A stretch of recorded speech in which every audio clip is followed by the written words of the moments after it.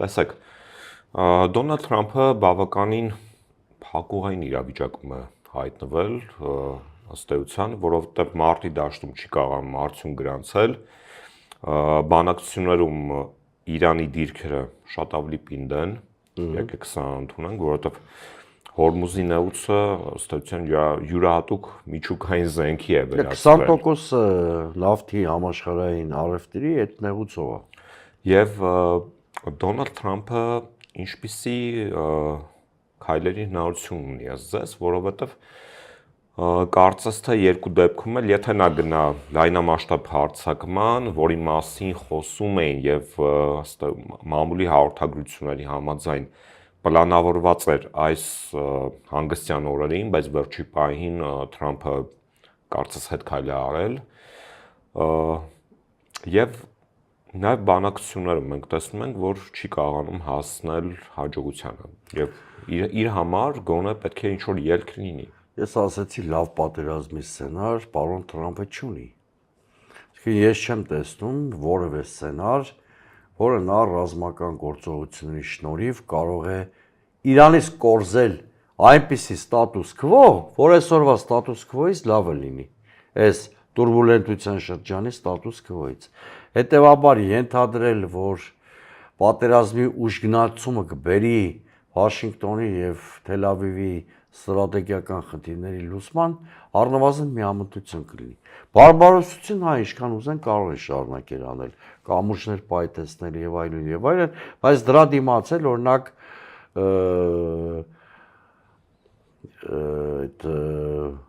մի շարք ստրատեգիական կայաններ, օրինակ այդ աղազատման մերձավոր արևելքի երկրներում, այո, կարող են պայթեցվել եւ մի շարք ծոցի երկրներ անապատի կարող են վերածվել դրա հետևանքով։ Հետևաբար ցանկացած էսկալացիայի մակարդակի խորացում ստրատեգիական հաջողության չի բերելու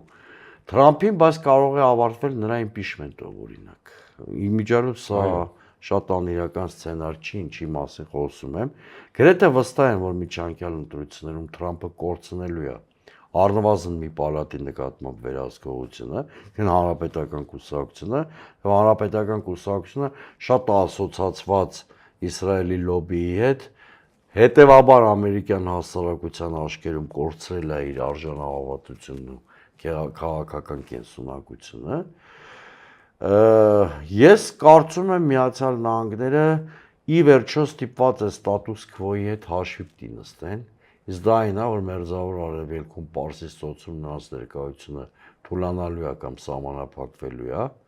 դրանից բխող հետևանքներով։ Եվ ես կրկնում եմ, ստրատեգիական խնդիրների լուծման հավանականությունը գրեթե զրոյական եմ համարում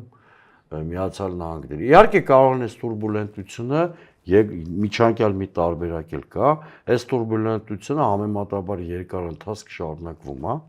բայց դա բերում է համաշխարհային տնտեսության կոլապսին, դա բերում է նավթի գների աճին։ Հա, նավթի գների աճին եւ ի վերջո դա բերում է Միացյալ Նահանգների ստրատեգիական հակառակորդների դիրքերի ուժեղացման նաեւ այդ նույն Չինաստանի կամ Ռուսաստանի։ Ես չգիտեմ որ տարբերակը կընտրեն Միացյալ Նահանգները, բայց եկեք մի բան նկատենք։ Կարծես իրենք էլ չունեն հստակ։ Չունեն, այս Թրամփի իշխանությունը դրա մասին է։ Հաճախ այ մեզ թվում է, ուրեմն այդ գերտերությունը չի կարող ստրատեգիական պլան չունենալ, ինչպես կարող են նրանք